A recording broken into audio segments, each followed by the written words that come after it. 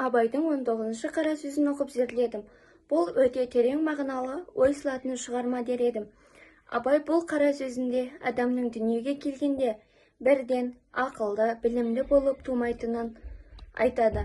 Адам естіп, көріп, ұстап, татып, яғни сезім мүшелері арқылы дүниені танып, жақсы мен жаманды айырып үйренеді. Көп көріп, көп естіп, ой түйген адам ғана білімді болады дейді.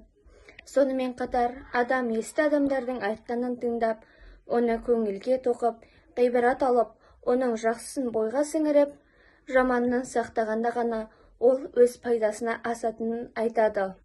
Және сонда ғана адам нағыз адам дәрежесіне көтерілетінін айтады. Қорыта айтқанда, Абай бұл қара сөзінде адам білім мен ақылы, еңбекпен, ізденіспен зейін қойып, тыңдау арқылы ғана меңгерілетін, ал немқұрайлық адамды дамытпайтын насихаттайды. Қорыта айтқанда, Абай бұл қара сөзінде адам білім мен ақылды, еңбекпен, ізденіспен зейін қойып, тыңдау арқылы ғана меңгеретінін, ал немқұрайлық адамды дамытпайтынын насихаттайды.